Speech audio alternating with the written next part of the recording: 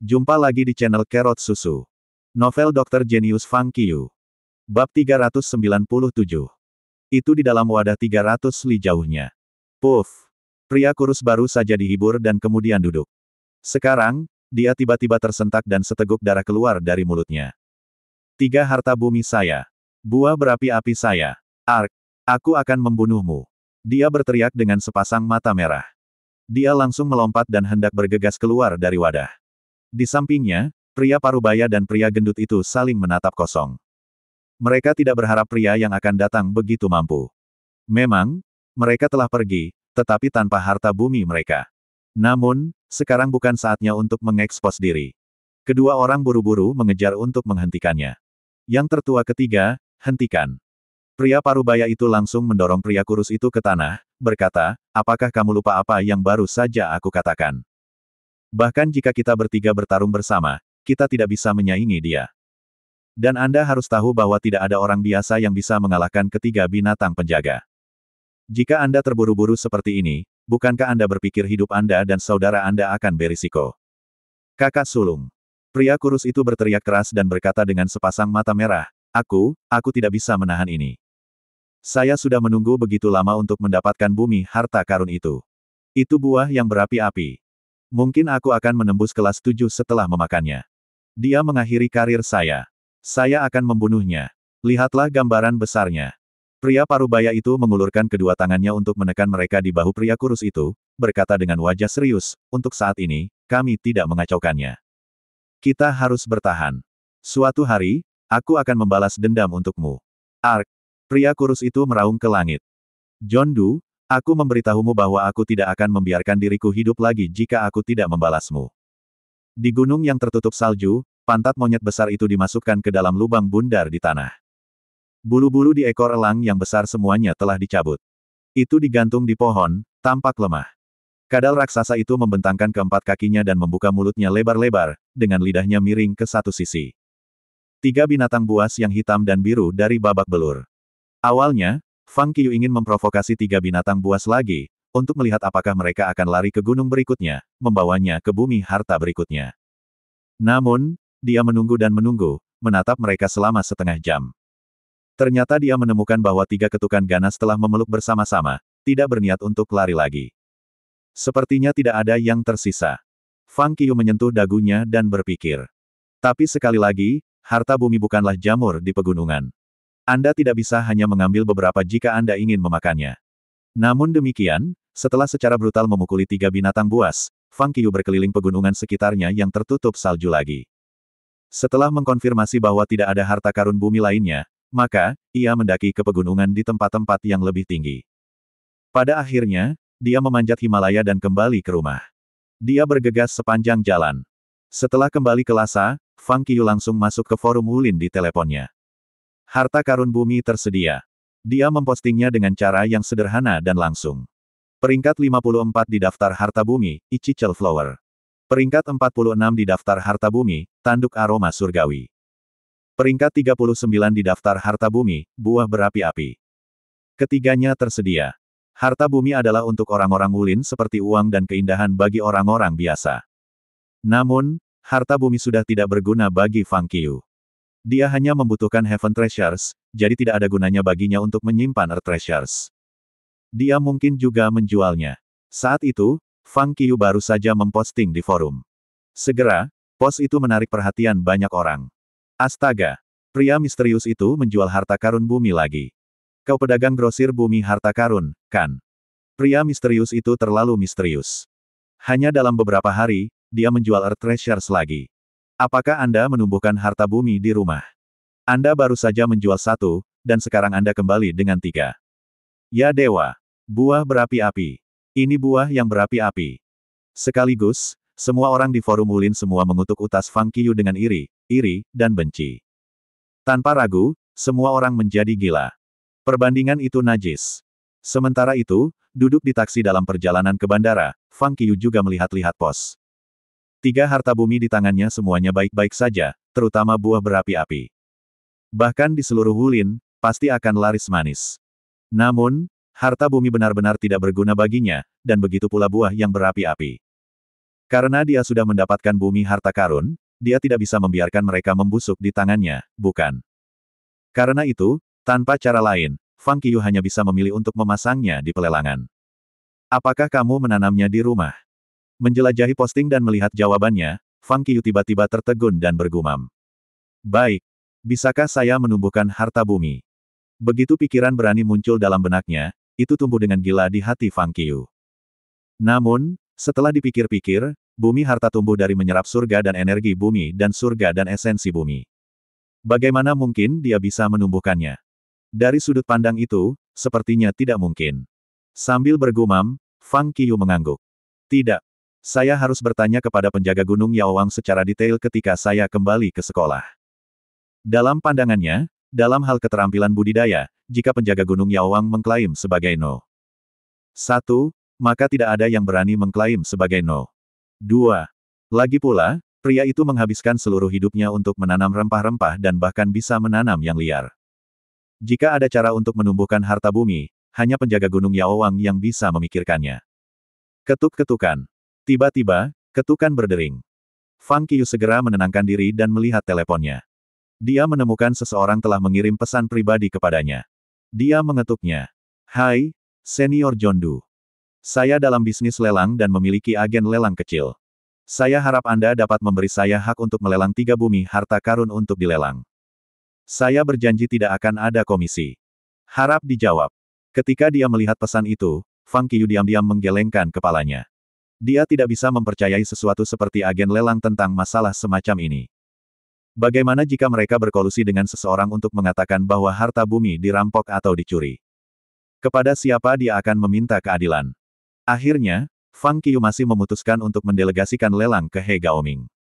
Dengan kelihayan dan hasrat He Gaoming untuk uang, dia tidak akan membuat Fang Qiyu menderita kerugian. Tak lama setelah itu, dia turun dari mobil dan memasuki bandara. Bip, bip, bip. Ponsel di saku celana Fang Qiyu tiba-tiba berdering.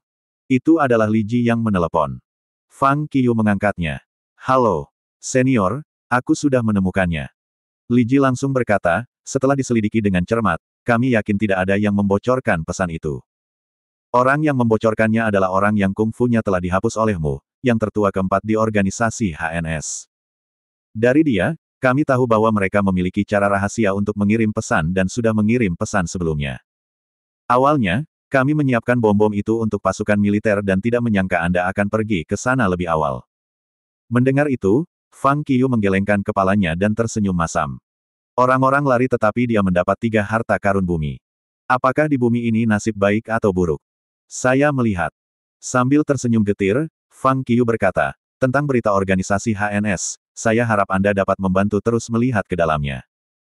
Beritahu saya pada kesempatan pertama jika Anda punya. Oke. He Gaoming segera menjawab, lalu ragu-ragu dan dengan cepat menambahkan, senior, ya, saya dengar Anda menjual bumi harta. Apakah Anda pikir Anda bisa menjual saya satu? Fang Qiyu berkata, ketika saya kembali, cari He Gaoming. Anda mungkin mengenalnya. Li Ji mengangguk. Oke. Setelah menutup telepon, Fang Qiyu akan membeli tiket kembali ke Jiangjing. Ponsel berdering lagi. Kali ini, itu Jiang Miaoyu memanggil. Halo. Mengambil, Fang Qiyu bertanya sambil tersenyum. Apa? Apakah kamu merindukan saya? Iya. Jiang Miaoyu berkata, mempertanyakan rasionalitas jawabannya. Siapa lagi yang bisa aku lewatkan? Fang Qiyu tertawa senang. Hehe. Jiang Miaoyu bertanya, benar, di mana saja kamu? Kapan kamu kembali ke sekolah? Apa? Fang Qiyu bertanya, ada apa? Jiang Miaoyu berkata, sekolah telah mengatur bahwa kami akan berangkat ke ibu kota besok pagi karena tabib muda kompetisi Huaxia akan segera dimulai. Anda harus kembali ke sekolah dan pergi bersama kami. Kalian pergi dulu dan tidak perlu menunggu saya. Fang Qiyu memikirkannya dan berkata, saya hanya bisa kembali ke sekolah besok. Nanti, saya akan langsung menemukan Anda di ibu kota. Baik. Hati-hati. Saya pergi ke kelas. Jiang Miaoyu tiba-tiba menurunkan suaranya. Tepat setelah dia selesai berbicara, dia menutup telepon. Menyingkirkan ponselnya, Fang Qiyu membeli tiket penerbangan kembali ke Jiangjing. Setelah menunggu di bandara untuk waktu yang lama, Fang Qiyu akhirnya naik ke pesawat. Ketika dia kembali ke kota Jiangjing, waktu sudah menunjukkan pukul 5.40 pagi. Dia naik taksi kembali ke sekolah. Fang Qiu bahkan tidak memikirkannya dan segera mengambil tanduk aroma surgawi ke Gunung Yaowang untuk menemukan penjaga. Alasan mengapa dia memilih Heavenly Sinhon adalah karena Ichichel Flower pada dasarnya bukan tanaman, buah berapi terlalu langka, dan hanya Heavenly Sinhon yang normal. Itu pukul 6.10. Fang Qiu menemukan penjaga Gunung Yaowang. Tuan, dapatkah Anda membantu melihat apakah tanaman itu dapat ditanam atau tidak? Fang Qiu mengambil tanduk aroma surgawi ke penjaga. Mengambil tanduk aroma surgawi, penjaga pertama kali tertegun dan kemudian mulai mengamatinya dengan cermat. Dia menontonnya di sana-sini selama lebih dari 10 menit, dan kemudian menggelengkan kata-katanya dan berkata, tanaman itu agak aneh. Ini membutuhkan kondisi pertumbuhan yang sangat ketat. Itu tidak dapat ditanam kecuali kita memiliki suhu, kelembaban, kualitas tanah, dan sinar matahari yang sama. Anda tidak dapat menanamnya di Gunung Yaowang. Pasti sulit menemukan tempat dengan kondisi yang sama. Dan tampaknya ada kondisi yang lebih ketat sehingga saya gagal untuk melihat sampai sekarang. Mendengar itu, Fang Qiu mengerti. Dia tahu bahwa kondisi yang lebih ketat yang dikatakan penjaga Gunung Yaowang adalah energi langit dan bumi. Ketika kondisi luar dalam segala hal telah mencapai standar, dia masih membutuhkan energi langit dan bumi yang berlimpah sehingga dia bisa menumbuhkannya. Dari sudut pandang itu, untuk sementara ia tidak punya harapan untuk menumbuhkan harta bumi. Masalahnya terlihat bagus. Kamu di sini. Setelah melihat lain pada Heavenly Sinhon, penjaga kemudian menyerahkannya kembali kepada Fang Qiu, berkata, kamu belum datang ke sini dalam waktu yang lama. Sementara aku masih memiliki kesempatan, aku akan mengajarimu sesuatu. Setelah mengatakan itu, dia membawa Fang Qiu ke Tur Yaowang Mountain sambil berbicara dengan Fang Qiu. Setelah berjalan, penjaga telah memberitahu Fang Qiu tentang properti, budidaya, dan pengolahan semua tanaman obat. Setelah mengatakan itu, penjaga Gunung Yaowang memandang tanaman obat di seluruh gunung dengan wajah yang menyedihkan dan melankolis berkata, di masa depan, pada subjek ramuan Cina, Anda hanya bisa mengandalkan diri sendiri. Fang Qiu bertanya dengan ragu, Tuan, apakah sesuatu terjadi? Tidak. Penjaga itu menggelengkan kepalanya dan melambai untuk berkata, silakan jika Anda punya urusan untuk diurus. Fang Qiu menjadi lebih bingung. Namun, dia tahu bahwa bahkan jika dia mengejar masalah ini, penjaga Gunung Yaowang masih tidak akan memberi tahu alasannya. Karena itu, ia hanya bisa turun dari gunung dan kembali ke asrama. Dalam perjalanan untuk turun gunung, Fang Qiu menoleh ke belakang untuk melihat. Dia menemukan bahwa penjaga Gunung Yaowang memegang alatnya, menyiangi ladang. Penampilannya sangat serius, penuh kasih sayang lembut untuk ramuan Cina. Kembali ke asrama, Fang Qiu mendorong membuka pintu. Dia menemukan Zhu Benzeng, Sun Hao, dan Zhou Xiaotian semuanya di asrama. Melihat Fang Qiu, ketiga orang itu tampaknya tidak terlalu terkejut. Mereka sepertinya tidak dalam suasana hati yang baik. Fang Qiu bertanya, apa yang terjadi padamu? Kenapa wajah panjang, semuanya? Zhou Xiaotian menghela nafas melankolis. Sayang. Sun Hao menggelengkan kepalanya dan menghela nafas panjang. Mendesah. Zhu Benzeng juga mendesah dengan wajah sedih. Sayang. Fang Qiu dikejar. Apa yang sebenarnya terjadi? Zhu Benzeng berkata, Tuan kita berhenti. Apa? Fang Qiu tertegun dan bertanya, apa yang terjadi? Inilah yang terjadi. Sun Hao mengatupkan bibirnya dan berkata, saat itu, sebuah perusahaan farmasi selalu ingin memburu tuan kami. Tetapi tuan kami menolak berkali-kali untuk ramuan herbal, karena ia menyukai lingkungan di Gunung Yaowang. Tapi sekarang, putra tuanku akan menikah dan dia tidak punya cukup uang untuk apartemen baru. Apartemen baru akan menelan biaya beberapa juta yuan. Dengan gaji tuanku beberapa ribu yuan, bagaimana ia bisa membayarnya? Tuan kita sangat khawatir sehingga pada akhirnya, dia memutuskan untuk meninggalkan sekolah kami untuk bekerja di perusahaan itu. Terima kasih masih bersama channel Carrot Susu. Bab 398. Kami tidak bisa membantu dengan itu. Zhu Benzeng menghela nafas dan berkata, meskipun tuan kita adalah tuan yang khas dalam pengasingan. Tetapi dalam masyarakat saat ini, tidak peduli seberapa cakap tuannya, ia tidak bisa pergi tanpa uang. Dengan itu, ketiga orang di asrama saling menatap dan semua tampak pahit. Mereka telah melakukan banyak upaya untuk menemukan master yang luar biasa. Namun, sebelum mereka belajar untuk waktu yang lama darinya, Tuan pergi. Mereka tidak ingin dia pergi dan itu membuat mereka kesal. Sementara itu, mendengarkan mereka, Fang Qiu tidak bisa menahan diri untuk diam. Tidak mengherankan jika kiper itu bertingkah aneh. Seperti yang dikatakan Zhu Benzeng, inilah kenyataannya, dan tidak ada yang bisa dia lakukan untuk itu. Fang Qiyu tahu bahwa penjaga itu bukan tipe orang yang menyukai uang, jika tidak, dia tidak akan tinggal di Gunung Yaowang menanam herbal sepanjang waktu. Berpikir tentang itu, Fang Qiyu berpikir tidak mungkin dia bisa membantu penjaga itu. Itu tidak cocok untuk langsung memberinya uang. Penjaga itu pasti tidak akan menerimanya, oleh karena itu, ia hanya bisa membiarkan keadaan seperti ini. Fang Qiyu berkata, "Yah, tidak ada cara lain. Begitulah cara kerjanya. Satu-satunya hal yang dapat kita lakukan adalah berharap dia memiliki perjalanan yang luar biasa dalam karir barunya." 3 orang termasuk Zhu Benzeng juga setuju dan mengangguk. Namun, ketiga orang itu masih terlihat cemberut. Sayang. Tiba-tiba, Zhu Benzeng menghela nafas panjang dan berseru. "Saya ingin tahu apakah kita akan menyerah apa yang kita suka karena masalah dalam kenyataan seperti uang dan kekuasaan. Apakah semua orang harus mengalami rasa sakit seperti itu?" Mendengar itu, semua orang tidak bisa menahan nafas. "Oh, benar, kenapa kamu tidak pergi ke ibu kota?" Zhu Benzeng ingat bahwa hari ini adalah hari ketika dia harus berangkat ke ibu kota, jadi dia bertanya pada Fang Qiyu dengan ragu. "Aku akan pergi besok pagi." Fang Qiyu menjawabnya dengan mengatakan, "Ngomong-ngomong, ini masih 4 hari syuting. Tidak usah terburu-buru." Setelah sarapan, Fang Qiyu memanggil He Gaoming untuk menemuinya di agen detektif He Gaoming. Kemudian, berganti ke pakaian pria misterius itu, Fang Qiyu kemudian meninggalkan sekolah. Ketika Fang Qiyu tiba di kantor detektif, He Gaoming telah lama mengantisipasi kedatangan Fang Qiyu.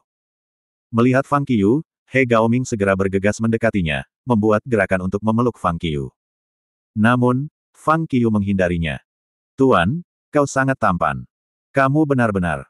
Anda sebenarnya telah berhasil mengamankan 3 harta karun bumi lebih banyak."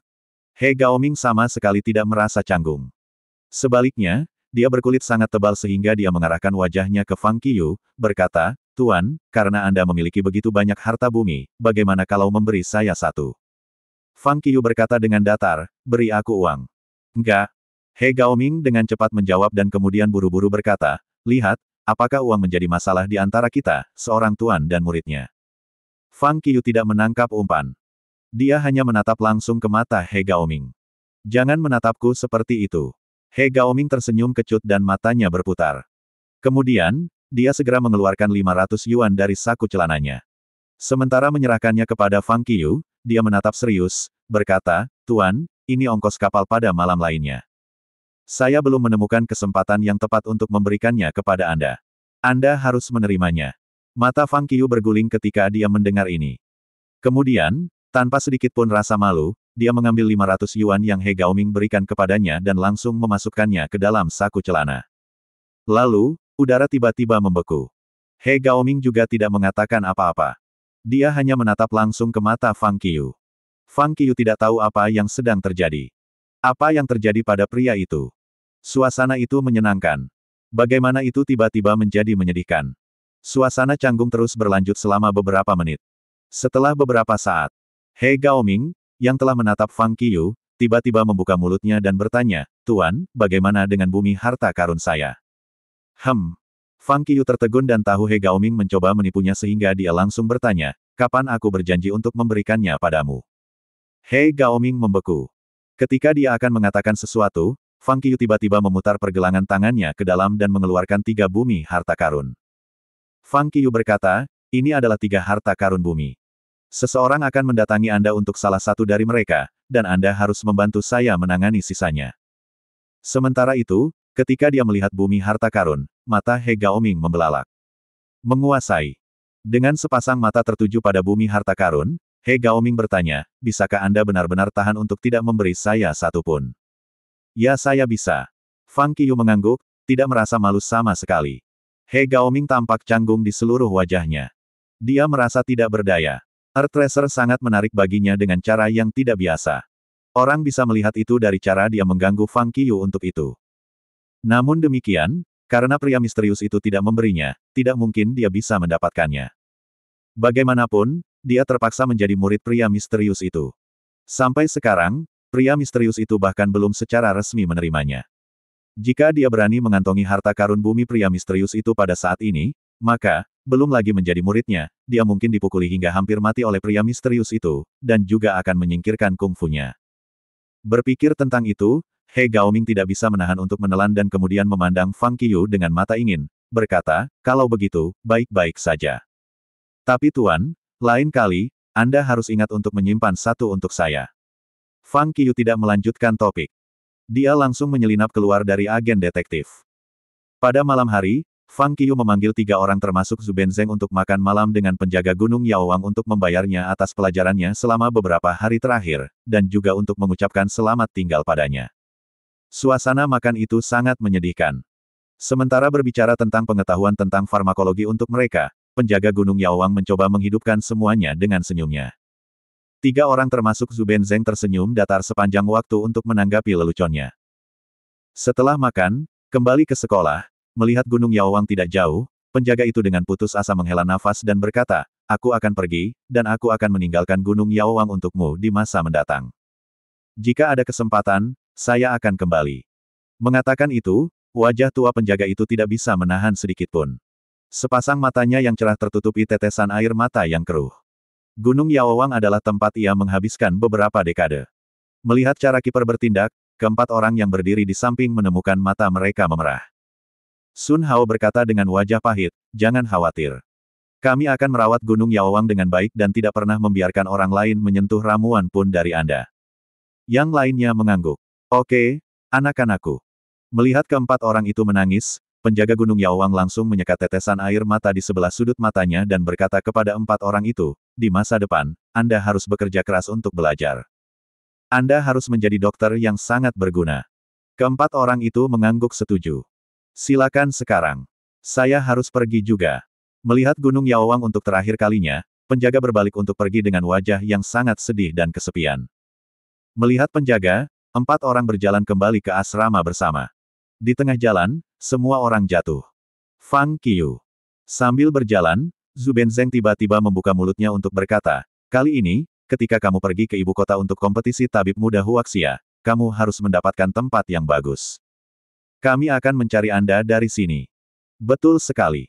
Sun Hao dengan erat mengepalkan tangannya dan berkata, kami tidak hanya akan melakukan route untukmu, tetapi juga bekerja keras untuk belajar juga. Kita tidak bisa mengecewakan penjaga Gunung Yaowang untuk pelajaran yang diberikannya pada kita. Zhou Xiaotian juga menetapkan postur yang mengatakan dia akan bekerja keras. Setelah itu, mata ketiga orang itu tertuju pada Fang Qiu. Di bawah tatapan 3 orang, Fang Qiu mengangguk berat untuk menjawab mereka, aku akan.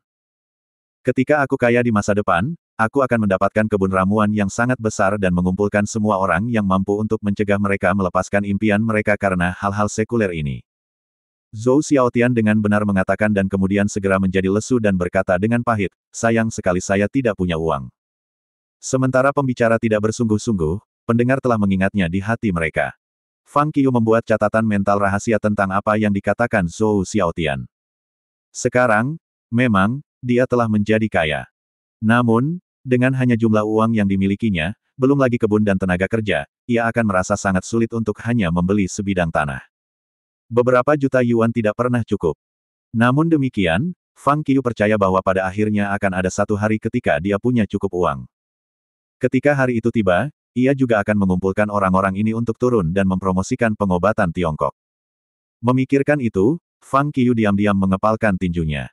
Di kepalanya, sudah ada cetak biru awal.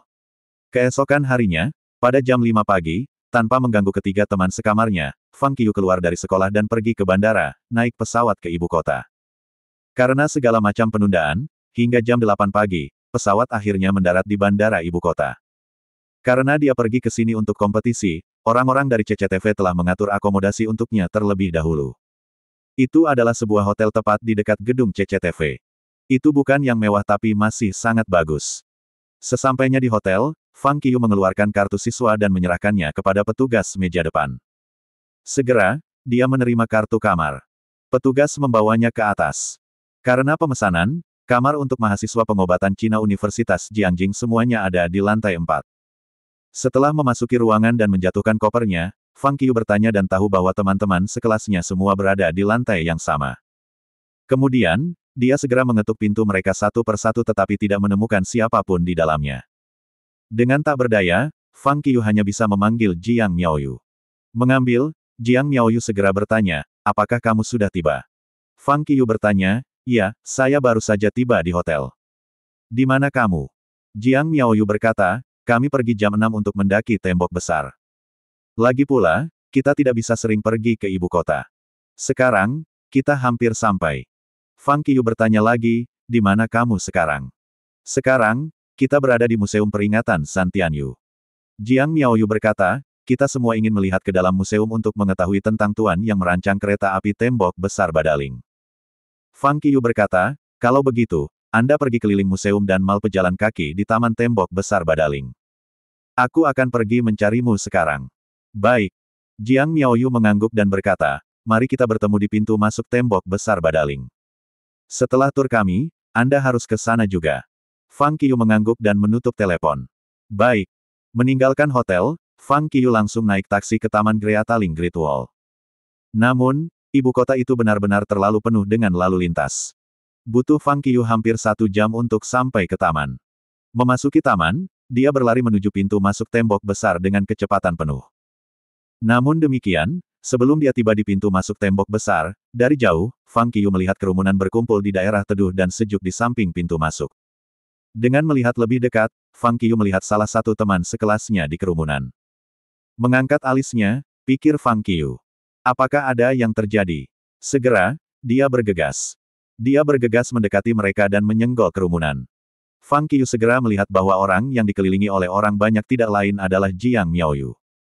Pada saat itu, Jiang Miaoyu berjongkok di tanah dengan alisnya dirajut. Dia terlihat sangat cemas. Dia berbalik untuk melihat dan menemukan di samping Jiang Miaoyu, teman sekelas mereka semua hadir. Dia menyikut ke lingkaran paling dalam kerumunan. Tepat ketika dia akan bergegas untuk bertanya, Fang Qiyu tiba-tiba menemukan protagonis yang dikelilingi oleh kerumunan sebenarnya bukan Jiang Miaoyu. Sebelum Jiang Miaoyu, ada orang lain.